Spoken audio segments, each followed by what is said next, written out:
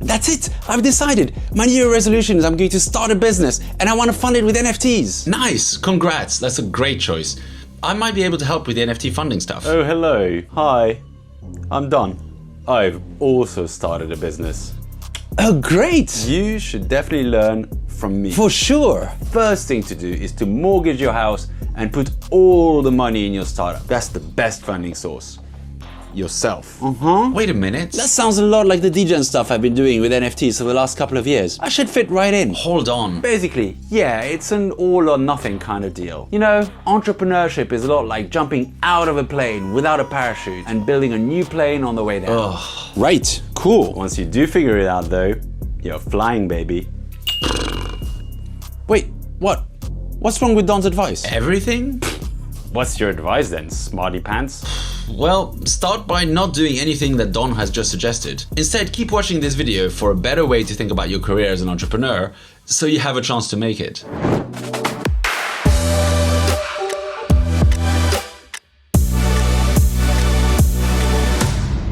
Hi everyone, my name is Daniel Tenner, aka Swombat, and in these videos I use my 15 years of experience as a successful entrepreneur working with hundreds of tech startup founders to bring some clarity to Web3 and NFTs, particularly around how they can be used for startup fundraising. Many people are going to get their first taste of entrepreneurship via NFTs. As Chris Cantino put it, Web3 is like watching 100,000 people learn what it means to be an entrepreneur at the same time. This can be kind of depressing if they're just making easily avoidable mistakes that the startup scene has advised against for decades. And, you know, regular startup people who have never heard of NFTs make these mistakes too. So if that's you might want to keep watching. Now, one of the biggest mistakes which I made, and which I see first-time entrepreneurs make, is having the wrong time horizon. People just don't realize how long it takes. No, I get it. This isn't NFTs, and so I shouldn't expect to make my 10x profits in a week. Yeah, I mean, it takes at least a year. No guys, that's also wrong. Think more like 10 years, and then you'll make better decisions. 10 years? Who's got time for that? Maybe you just suck at it. Some people definitely do it quicker. Yeah, well, maybe, but in my experience, sure, there are some exceptions, but most people do take a while to learn this new career. I think pretty much everyone can make it as an entrepreneur. You don't need to be extra smart or rich or privileged, you mostly just need to be persistent and enjoy solving problems. Then it's a bit like crypto, just survive, meaning stay in the game. Keep trying and eventually you'll find yourself running a reasonably successful business. But to survive, you need to avoid these 3 deadly mistakes that will massively reduce your chances, which are all connected to this core mistake of not seeing entrepreneurship as a career. Let's start with that plane jumping metaphor. It sounds exciting. Skydiving is definitely up there with a list of I'm really cool activities, but it doesn't actually make sense when looking at entrepreneurship. Yes, you do need to figure out a lot of solutions when building a startup, and funded startups have a runway, and they need to solve some critical problems before their funding runs out. But that metaphor makes it sound like the outcomes of a business are really binary and really extreme. Either you're flying or you're a splat of blood and guts on the ground. Well, that's true, isn't it? Either the business works out or it doesn't. No, it's not true at all. Even coming out of a failed business can be a positive experience and make you better off than you started, if you've played it right. And playing it right means, among other things, making sure that you haven't risked everything on that first shot. Certainly, failing at a business doesn't have to mean death. It's not the 1920s anymore. In fact, it's fairly likely that you will in fact fail at your first startup. That's the statistics. Running a business is hard. It's a craft that you learn. And your first one probably won't be very good. So the very first mistake to avoid is betting everything on that first startup. So you're saying I shouldn't have mortgaged my house? Definitely don't mortgage anything for your startup, first or otherwise. Don't take on massive amounts of debt that will take you a long time to repay. That's just as bad as trading on Binance with 125x leverage, which Dave can hopefully confirm is a bad idea. Well... But basically try to avoid taking risks that will make it impossible for you to take another swing if your first startup doesn't make it. Think of entrepreneurship as a career. Have your eyes towards that 10-year goal and build towards that. Yeah, but come on. If you don't really do your best, you have no chance of success. Maybe that's why your first 2 startups failed. You definitely do need to do your best. But there's a difference between doing your best and taking unreasonable risks. There's a misconception that entrepreneurs love taking risks. In a way, that's not entirely false. But we love to take controlled, asymmetric risks. That is, risks that have a limited downside but an unlimited upside. Doing your best at building a company should have a pretty limited downside. All you should be risking is your time, and not even that, since usually the experience of creating a startup out of nothing involves loads of learning and building some amazing relationships. So it's time pretty well invested. But if it does work, the potential upside of a successful business is unlimited. On the other hand, taking out a mortgage, pissing off your partner, neglecting your friends and family, sacrificing your health, those actions are all actually unnecessary and so have no real upside, but they have unlimited downside. You could literally end up broke and alone on the street if you do this really badly. Okay, so first advice is no 125x leverage moves. Make sure I don't take risks that stop me from trying again, even if this startup fails. Correct. Dave, if you want to succeed at startups, you need to focus. You must ignore everything except for what's needed to solve the problems that are right in front of you right now. Okay. What?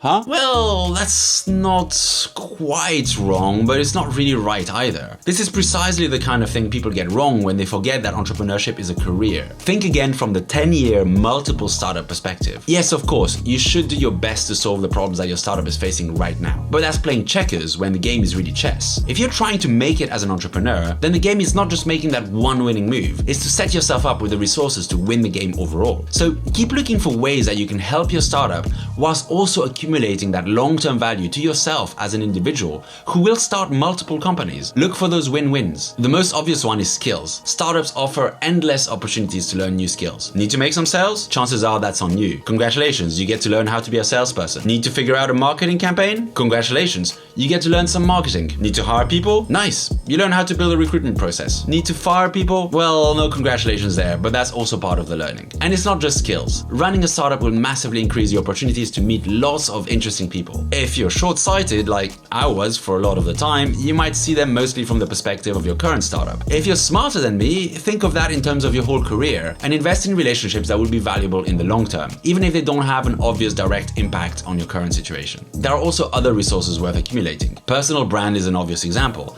and one reason why you should never compromise your integrity for your business. Well, unless it's really worth it. No, not even then. That's still short-sighted. A lot of the best people in the startup world will never work with you if they get the slightest sense that you're not trustworthy. People really do operate a lot by gut feeling. Many investors will shun you, advisors will steer away, even clients who actually want your product might give you a miss. It should be obvious, but don't lie, don't steal, don't be an asshole. Build a personal brand based on whatever your qualities are, on Twitter, in person, in and out of your business. That will almost certainly be your biggest asset in future startups. Okay, so keep learning, keep connecting for the long term, and don't be a douchebag. Right. Well, this one's a no-brainer, surely. If you want your startup to succeed, you're gonna have to make some sacrifice. No. No? No?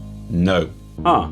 But building a startup is hard, and there's always going to be trade-offs. But looking at them as sacrifices is the wrong mindset and will lead you to make the wrong decisions. In my 15 years in startups, one pattern that I've noticed is that people who succeed tend to be the ones with a success mindset. It might sound like a circular statement, but it's actually not that obvious. You see, the thing is, success offers compound returns. The more successful you are, the more you can leverage that into more success. Conversely, the more you make sacrifices, the less successful you are, and the less you can compound that up. Oh, so it's a bit like how successful traders don't make it all on one trade, but they build up their profits over time with many smaller wins. Exactly. A long series of wins builds up over time. It might not seem like a lot of progress in 1 year, but over 10 years it does get you from zero to hero. On the other hand, sacrifices, which are like small losses, don't get you anywhere. I'm sure they must exist somewhere, but I've not encountered a single case of someone sacrificing their health, family, well-being, living out of a cardboard box, and then suddenly becoming a successful founder overnight. Yes, people will make trade-offs, and actually some of those trade-offs will involve giving up something that you enjoy now